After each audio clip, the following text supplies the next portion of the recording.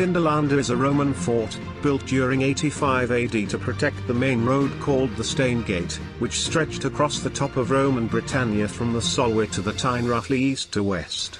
That means Vindolanda was in operation roughly 40 years before the completion of Hadrian's Wall.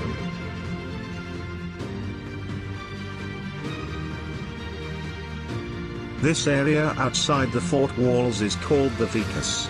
It has shops, houses, and even markets. It also has a bathhouse that is situated outside the fort walls due to the higher risk of fire.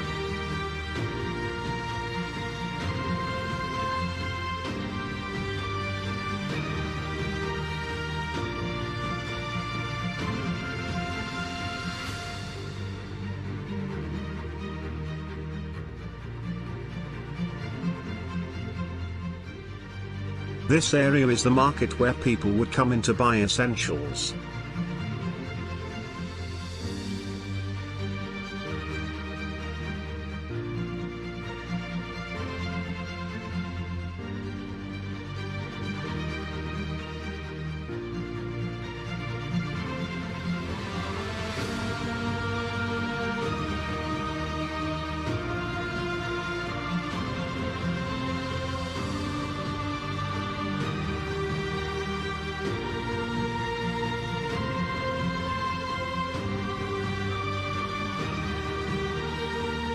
This is the bathhouse. The bathhouse was heated by a furnace. A raised floor, called a hypocaust, was used so there were gaps underneath the floor and hot air was drawn into the underfloor space. Special tiles like this one were used so that hot air could also go up the walls and into the curved, vaulted, ceiling. Although the bathhouse was built by the army, everyone who lived at Vindolanda was able to use it.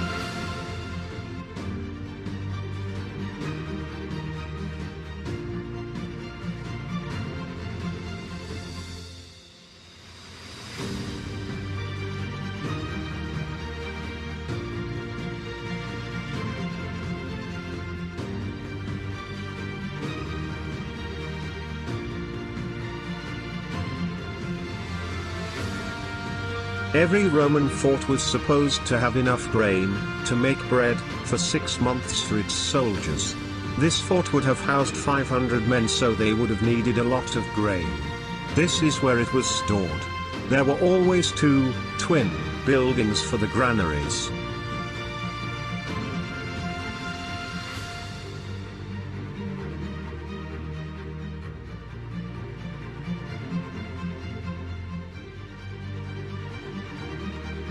This is where the soldiers lived. 8 men per room plus all their armor and weapons.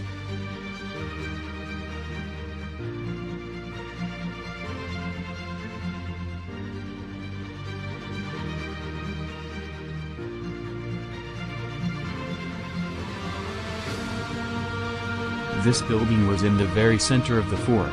It was where the commanding officer would issue orders to the soldiers and the clerks would have offices. Also, there was the strong room where the pay was kept.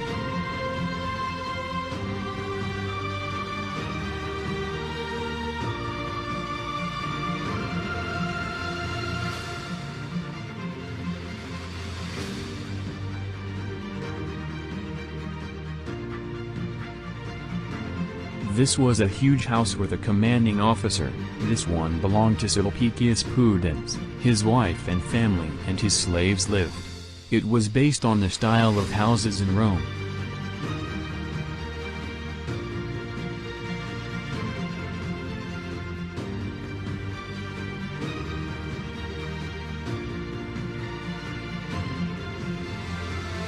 This is an archery training ground. The player can directly interact with the bow and arrow to have a training session. This can be played by grabbing the bow and arrow with the help of the trigger button on the device. Once they have been grabbed, place the arrow on the string of the bow by bringing the arrow closer to the bow and then releasing the trigger button. Once the arrow is placed on the bow, pull the bow with the help of the grip button. Release the grip button to shoot the arrow.